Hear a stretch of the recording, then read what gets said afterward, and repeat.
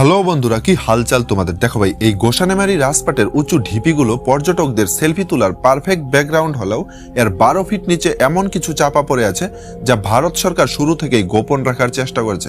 আপনারা হয়তো বিশ্বাস করবেন না যে এই সাধারণ দেখতে ঢিপিগুলোর নিচে এত পরিমাণ ধন সম্পদ চাপা পড়ে আছে যা দিয়ে খুব সহজেই এই অঞ্চলের মানুষের ভাগ্যের চাকা ঘুরিয়ে ফেলা সম্ভব। তাহলে এখন প্রশ্ন ওঠে যে কেন সরকার এমনটা করে না, কেন সবকিছু গোপন রাখা হয়েছে? বন্ধুরা, এই প্রশ্নগুলোর উত্তর জানার আগে এই রাজপাটের ইতিহাস আগে জানা উচিত। এর আগের ভিডিওতে এই প্রাচীন নগরের প্রারম্ভিক ইতিহাস থেকে 14 জন রাজার কাহিনী তুলে ধরেছিলাম। কিন্তু বন্ধুরা, আজকের এই ভিডিওতে গোসানিমারি রাজপাট তথা কামতাপুর সাম্রাজ্যের ইতিহাসের সর্বকালের সেরা এমন এক রাজার গল্প তুলে ধরব যার বীরত্বের গুণগান তার শত্রু রাজাদের মুখেও শোনা যেত। 1490 এডিতে দিল্লি সালতানাত ও বেঙ্গল সালতানাতের মতন সাম্রাজ্যবাদী মুসলিম শক্তিগুলো যখন সমগ্র উপমহাদেশের হিন্দু রাজ্যগুলোকে গ্রাস করতে ব্যস্ত ছিল, তখন তার বিপরীতে কামতাপুরের এই মহান সম্রাট কোনোরকম যুদ্ধ ছাড়াই বেঙ্গল সালতানাতের বিশাল ভূভাগ দখল করে নিয়েছিলেন। চোখের সামনে নিজ রাজ্যের জমি দখল হতে দেখেও বাংলার সুলতান হুসেন শাহ কোনোরকম বাধা দেওয়ার সাহস পায়নি। পূর্বে আসামের দরং জেলা, পশ্চিমে মেচি নদী, উত্তরে ভুটান এবং দক্ষিণে বাংলাদেশের বগুড়া জেলা পর্যন্ত বিশাল ভূভাগ তার রাজ্যের অন্তর্গত ছিল এবং তার রাজকোষে এত পরিমাণ ধন সম্পদ মজুদ ছিল যার সামনে মুঘলরাও ফিকা পড়ে যাবে। কিন্তু বন্ধুরা, এক বিশ্বাসঘাতকের কারণে মহারাজকে বিধর্মীরা নির্মমভাবে হত্যা করে লুটে নেয় তার ধন সম্পদ। এর সাথে ধ্বংস করা হয় গোসানিমারি রাজপাটকে। তো ভাই সাহেব, আজকের ভিডিওতে কথা বলবো কামতা সাম্রাজ্যের শেষ সম্রাট মহারাজ নীলাম্বরকে নিয়ে, যিনি গোসানিমঙ্গল কাব্যগ্রন্থে কান্তেশ্বর মহারাজ নামে পরিচিত।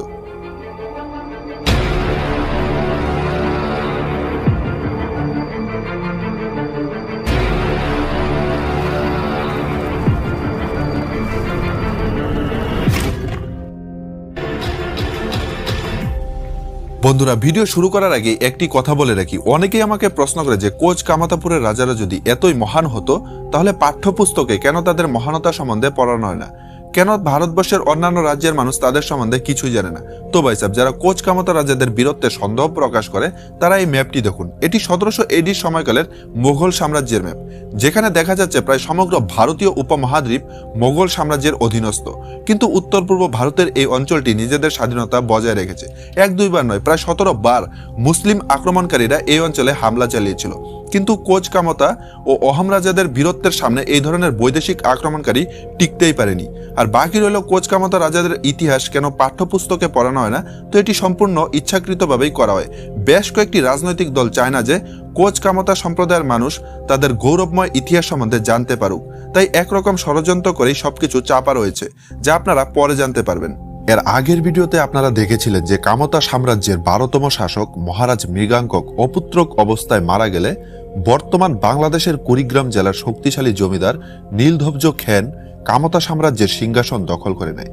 দীর্ঘ সময় ধরে শাসন করার পর 1460 এডিতে মহারাজ নীলধ্বজের মৃত্যু হলে তার পুত্র মহারাজ চক্রধ্বজ কামতাপুরের সিংহাসনে বসেন। আর তার সময়কালেই বাংলা সুলতান রুকনুদ্দিন বরবাক শাহ কামতা সাম্রাজ্যে আক্রমণ চালায়। 1468 এডির এই আক্রমণের একমাত্র উদ্দেশ্য ছিল বিভিন্ন সময়ে কামতাপুরের শাসকরা বেঙ্গল সালতানাতের যে সমস্ত অঞ্চল দখল করে নিয়েছিল তা পুনরুদ্ধার করা। এটি ছিল গোসানামারির উপর সপ্তম মুসলিম অভিযান।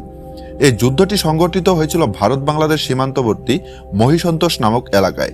একদিকে রুকনুদ্দিনের সেনাপতি ইসমাইল গাজী, অন্যদিকে স্বয়ং মহারাজ চক্রধ্বজ বিশাল সেনাবাহিনী নিয়ে রণাঙ্গনে উপস্থিত হয়। পীর মোহাম্মদ সত্তারি দ্বারা রচিত গ্রন্থ রিসালাত উল সুহাদা থেকে জানা যায় যে যুদ্ধ শুরু হওয়ার অল্প সময়ের মধ্যেই ইসলাম গাজী ও তার বাহিনী প্রাণ ভয়ে যুদ্ধক্ষেত্র ত্যাগ করে পালিয়ে যায়, যে কারণে সুলতান বরবাক শাহ তাকে মৃত্যুদণ্ড প্রদান করে। কিন্তু বন্ধুরা, অত্যন্ত হাস্যকর বিষয় যে সেনাপতি ইসমাইল গাজী মহারাজ চক্রধ্বজের কাছে পরাজিত হওয়ার পরও ইসমাইল গাজীর একদল অন্ধ অনুসারী এখনো বিশ্বাস করে যে যুদ্ধের সময় ইসমাইল গাজী তার অলৌকিক শক্তি দ্বারা মহারাজকে সম্মোহিত করে ফেলে, যে কারণে মহারাজ চক্রধ্বজ ইসমাইল গাজীর কাছে বশ্যতা স্বীকার করে ইসলাম ধর্ম গ্রহণ করে নেয়। এবার আপনারাই ভাবুন তো এই গল্পটি কতটা গ্রহণযোগ্য। আসলে ইসমাইল গাজী আরবের মক্কা শহর থেকে বাংলায় এসেছিল, আর তিনি স্থানীয়দের মধ্যে একজন ধর্মীয় গুরু ছিলেন। অনেকেই বিশ্বাস করত যে তার বিশেষ কোনো অলৌকিক ক্ষমতাও আছে। কিন্তু চক্রধ্বজের কাছে যুদ্ধে হেরে যাওয়াটা তার ভক্তরা কিছুতেই মেনে নিতে পারেনি, যে কারণে তারা এ ধরনের আজগুপি গল্প রটিয়েছিল। যাই হোক, ঐতিহাসিক মার্টিন ও যদুনাথ সরকারের মতে যুদ্ধে জয়লাভের পর মহারাজ চক্রধ্বজ বাংলা সালতানাতের উত্তর পূর্ব ভাগের আরো বেশ কিছু অঞ্চল দখল করে নিয়েছিলেন। 1480 এডিতে মহারাজ চক্রধ্বজের মৃত্যুর পর তার একমাত্র পুত্র কিংবদন্তি সম্রাট মহারাজ নীলাম্বর সেন কামতাপুরের সিংহাসনে বসেন। কামরূপ বুরুঞ্জি থেকে জানা যায় যে মহারাজ নীলাম্বর ছোটবেলা থেকেই অত্যন্ত সাহসী এবং ধার্মিক ছিলেন। 1480 এডিতে রাজ্যাভিষেকের পর মহারাজ সর্বপ্রথম কামতাপুরকে একটি শক্তিশালী রাষ্ট্র হিসেবে গড়ে তোলার জন্য বিভিন্ন পদক্ষেপ গ্রহণ করেন। কামতাপুরের শক্তিশালী প্রতিবেশী রাষ্ট্র অহোম ডাইনাস্টির সাথে সুসম্পর্ক থাকলেও অপর প্রতিবেশী বেঙ্গল সুলতানত ছিল কামতাপুরের জানি দুশ্মন। রাজ্যের দক্ষিণ পশ্চিম সীমান্তে থাকা বাংলা সুলতানত থেকে প্রায় 7 বার কামতাপুরে হামলা করা হয়েছিল, যে কারণে মহারাজ নীলাম্বর রাজ্যের দক্ষিণ পশ্চিম সীমান্তকে সুরক্ষিত করার জন্য বিভিন্ন স্থানে দুর্গ নির্মাণ করিয়েছিলেন। আর এই দুর্গগুলোর প্রধান হেডকোয়ার্টার তৈরি করা হয়েছিল বাংলাদেশের পীরগঞ্জে। প্রায় 92 একরের একটি বৃত্তাকার জলাশয়ের মাঝখানে থাকা 48 একর স্থলভাগের উপর এটি নির্মাণ করা হয়েছিল। আর রাজধানী গোসানিমারির পর এই স্থানেই সবথেকে বেশি রিজার্ভ সৈন্য রাখার ব্যবস্থা করা হয়েছে। এছাড়া যুদ্ধের সময় সেনাবাহিনী যেন দ্রুত যুদ্ধক্ষেত্রে পৌঁছাতে পারে তার জন্য রাজধানী গোসানিমারি থেকে বর্তমান বাংলাদেশের বগুড়া জেলা পর্যন্ত একটি চওড়া রাস্তাও নির্মাণ করিয়েছিলেন মহারাজ নীলাম্বর। 1947 সালে দেশভাগের আগে পর্যন্ত কোচবিহার থেকে বাংলাদেশের রংপুরে যাওয়ার জন্য এই রাস্তাটিকেই ব্যবহার করা হতো। এর সাথে রাজধানী গোসানিমারিকে সুরক্ষিত রাখার জন্য নগরের চারপাশে প্রায় 22 কিলোমিটার ঘেরাও করে 20 ফুট উঁচু মাটির প্রাচীর তৈরি করা হয়েছিল, যার ধ্বংসাবশেষ এখনো দেখা যায়। 1998 সালের ভারতীয় পুরাতত্ত্ব বিভাগের খনন কার্য থেকে জানা যায় যে রাজধানী গোসানিমারির কেন্দ্রস্থলে প্রধান দুর্গটি নির্মাণ করা হয়েছিল, যেটির উচ্চতা ছিল প্রায় 50 ফিট। আর এই দুর্গের ভিতর প্রবেশ করার জন্য প্রায় 60টি প্রবেশদ্বার এবং 2টি গুপ্তদ্বার ছিল। এছাড়া এই দুর্গের ভিতর এত পরিমাণ রসদ মজুদ থাকতো যা দিয়ে খুব সহজেই 100 জন লোকের 1 বছরেরও বেশি সময়ের খাওয়া দাওয়ার ব্যবস্থা করা যেতে পারে। বন্ধুরা, মহারাজ নীলাম্বর একজন শক্তিশালী সম্রাট হওয়ার পাশাপাশি একজন প্রজা কল্যাণকারী ধার্মিক শাসক ছিলেন। তার বিচার ব্যবস্থায় কোন রকম পক্ষপাতিত্ব করা হতো না। একজন শূদ্র দোষ করলে যে শাস্তি দেওয়া হতো, একজন ব্রাহ্মণকেও সমান দোষে একই শাস্তি প্রদান করা হতো। তিনি তার শাসনকালের কৃষকদের সুবিধার্থে বিভিন্ন স্থানে অসংখ্য পুকুর খনন করিয়েছিলেন। মহারাজ নীলাম্বর 1488 সালে কুড়িগ্রামে কোটেশ্বর শিব মন্দির এবং রাজধানী গোসানিমারিতে গোসানী দেবীর মন্দির সহ একাধিক হিন্দু মন্দির নির্মাণ করিয়েছিলেন। যদিও তার দ্বারা তৈরি বেশিরভাগ মন্দির হুসেন শাহর আক্রমণে ধ্বংস হয়ে গিয়েছিল। মহারাজ নীলাম্বরের স্ত্রী মহারানী শচী দেবী ভগবান কৃষ্ণের অত্যন্ত ভক্ত ছিলেন। বাংলাদেশের পীরগঞ্জে থাকা মহারাজ নীলাম্বর দ্বারা তৈরি নীলদরিয়া দুর্গে খনন কার্যের সময় 2 কেজি 725 গ্রাম ওজনের একটি সোনার কৃষ্ণমূর্তি উদ্ধার করা হয়েছে। এক কথায় মহারাজ নীলাম্বর ছিলেন কামতাপুরের ইতিহাসের সর্বকালের সেরা শাসক। কামরূপ বুরুঞ্জি থেকে জানা যায় তার শাসনকালে রাজ্যে কখনোই অকাল পড়েনি। রাজ্যের প্রজারা সুখে শান্তিতে বসবাস করছিল। তার সময়কালে কামতাপুরের যশ এবং খ্যাতি সমগ্র উপমহাদ্বীপে ছড়িয়ে পড়ে। 1497 এডি পর্যন্ত সবকিছু ঠিকঠাকই চলছিল, কিন্তু হঠাৎ কামতাপুরের আকাশে বিশ্বাসঘাতকতার কালো মেঘ জমতে শুরু করে। মহারাজ নীলাম্বরের কাছে যে সকল ব্যক্তিরা সব থেকে বেশি বিশ্বাসযোগ্য ছিল তাদের মধ্যে অন্যতম ছিল মন্ত্রী শচীপত্র। মহারাজ নীলাম্বরের পর তিনিই কামতাপুরের সব থেকে বেশি ক্ষমতাশালী ব্যক্তি ছিলেন। রাজ্যের সামরিক ও আর্থিক যে কোনো বিষয়ে বড় সিদ্ধান্ত নেওয়ার আগে মহারাজ নীলাম্বর মন্ত্রী শচীপত্রের সাথে পরামর্শ করে নিতেন।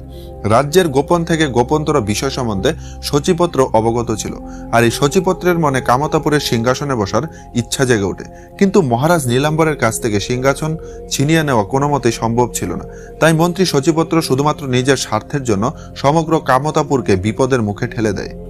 প্রধানমন্ত্রী শচীপত্র গোপনে কামতাপুরের চিরশত্রু বাংলা সুলতানতে গিয়ে সেখানকার শাসক আলাউদ্দিন হুসেন শাহর সঙ্গে দেখা করেন।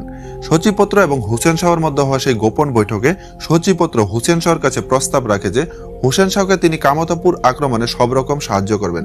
তাই এই যুদ্ধে মহারাজ নীলাম্বর পরাজিত হলে শচীপত্র কামতাপুরের রাজা হয়ে কামতাপুর দ্বারা দখলকৃত বাংলা সুলতানতের বিশাল ভূভাগ হুসেন শাহকে ফিরিয়ে দিবে। আর আলাউদ্দিন হুসেন শাহ শচীপত্রের এই প্রস্তাবে রাজি হয়ে যায়, কারণ দিন প্রতিদিন মহারাজ নীলাম্বরের শক্তি বৃদ্ধি ও তার আগ্রাসী মনোভাব নিয়ে হুসেন শাহ চিন্তিত ছিল। এছাড়া প্রায় 250 বছর ধরে মুসলিমদের রক্তে রঞ্জিত কামতাপুরের বিজয় রথ কোনোভাবেই থামানো যাচ্ছিল না। হুসেন শাহ কামতাপুরে একাধিকবার আক্রমণ করতে চেষ্টা করেছিলেন, কিন্তু মহারাজ নীলাম্বরের পরাক্রমে ভয়ভীত হয়ে তা কখনোই সম্ভব হয়নি। তাই সুযোগ খুঁজছিলেন সঠিক সময়ের, আর এই সুবর্ণ সুযোগটি এনে দিয়েছিল মন্ত্রী সচিপত্র। মন্ত্রী সচিপত্র হুসেন শাহর সঙ্গে গোপন বৈঠক সেরে কামাতাপুরে ফিরে এসে ইচ্ছাকৃতভাবে একরকম বিশৃঙ্খল পরিস্থিতি তৈরি করে, যে কারণে রাজ্যের বিভিন্ন স্থানে বিদ্রোহ শুরু হয়।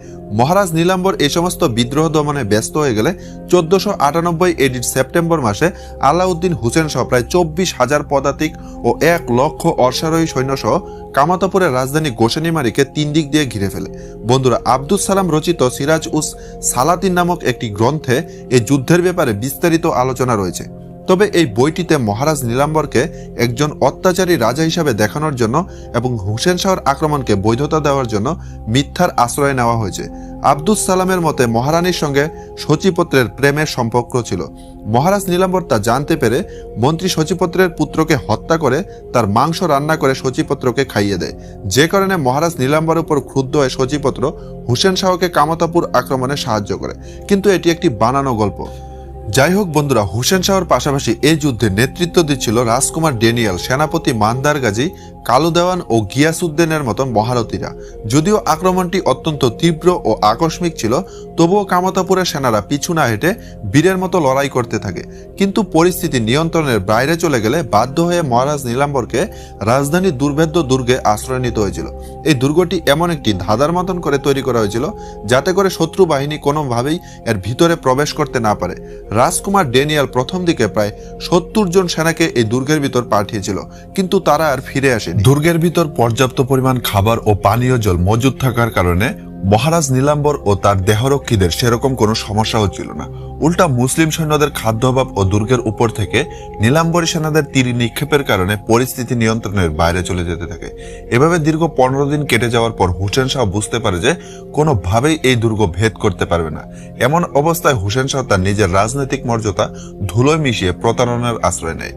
তিনি মহারাজ নীলাম্বরের কাছে সন্ধির প্রস্তাব রাখেন। মহারাজ নীলাম্বরও প্রজাদের কথা চিন্তা করে হুসেন শাহর এই প্রস্তাবে রাজি হয়ে যায়। সিদ্ধান্ত হয় যে রাজকুমার ড্যানিয়েল ও তার 3 প্রমুখ সেনাপতি তাদের 25 জন দাসীকে সঙ্গে নিয়ে মহারাজের সঙ্গে সাক্ষাৎ করবেন। কিন্তু দুর্গের রক্ষীরা বুঝতেই পারেনি যে এই 25 জন বুরখা পরা দাসী আসলে মহিলা না, এরা ছদ্মবেশে থাকা এক একজন পুরুষ যোদ্ধা। দুর্গের ভিতর প্রবেশ করেই তারা প্রথমে মহারাজ নীলাম্বর ও তার পরিবারকে বন্দী করে বাইরে নিয়ে আসে। এরপর তারা সমগ্র কামতাপুরে ধ্বংসযজ্ঞ চালায়। অসংখ্য হিন্দু মন্দির ধ্বংস করা হয় গোসানিমারি রাজপাটকে। সমগ্র কামতাপুরে ধ্বংসযজ্ঞ চালানোর পর হুসেন শাহর সৈন্যরা মহারাজকে বন্দী করে বিজয় মিছিল করতে করতে আসামের হোজ শহর পর্যন্ত পৌঁছে যায়। কামাতাপুরকে নিজেদের নিয়ন্ত্রণে নিয়ে তারা বন্দী মহারাজকে সঙ্গে নিয়ে মালদায় চলে আসে। সেখানে মহারাজের সাথে কি হয়েছিল তা কারো জানা নেই, কিন্তু কামরূপ বুরুঞ্জি থেকে জানা যায় হুসেন শাহ মন্ত্রী সচিপত্রকে হত্যা করে তার পুত্র ড্যানিয়েলকে কামাতাপুরের সিংহাসনে বসায়। এর সাথে কামাতাপুর বিজয়কে স্মরণীয় রাখার জন্য হুসেন শাহ আসামের হোজ শহরে পোড়ামক্কা মসজিদ এবং মালদায় নতুন করে একটি মাদ্রাসা নির্মাণ করেন। প্রায় দীর্ঘ 250 বছর ধরে কামাতাপুরের শাসকেরা বীরের মতো যুদ্ধ করে সব রকম বৈদেশিক শত্রুকে প্রতিহত করেছে। কিন্তু 1498 এডির এই যুদ্ধে বিশ্বাসঘাতকতা ও প্রতারণার আশ্রয় নেওয়া হয়েছিল। যাই হোক বন্ধুরা, মহারাজ নীলাম্বর বীরগতি প্রাপ্ত হওয়ার পর হুসেন শাহ তার পুত্র ড্যানিয়েলকে কামাতাপুরের সিংহাসনে বসায়, কিন্তু তার শাসন বেশি দিন টেকেনি। মাত্র 3 মাসের মধ্যেই কামাতাপুরের সামন্ত ও 12 ভূঁইয়াদের মিলিত আক্রমণে ড্যানিয়েল নিহত হয় এবং কামাতাপুরে নাগাক্ষক নামক এক শক্তিশালী শাসকের উদয় হয়। বন্ধুরা, হুসেন শাহ গোসানিমারি রাজপাটকে ধ্বংস করলেও মহারাজ নীলাম্বরের রাজকোষের সন্ধান সে কখনোই পায়নি। লাখ লাখ স্বর্ণমুদ্রা ভর্তি সেই সিন্ধুক এখনো চাপা পড়ে আছে এই ঢিপিগুলোর নিচে, যা ভারত সরকার ইচ্ছাকৃতভাবেই গোপন রেখেছে। আর এই বিষয়ে আমরা নেক্সট ভিডিওতে আলোচনা করব। ততক্ষণ পর্যন্ত বাই বাই বন্ধুরা। জয় হিন্দ, জয় ভারত।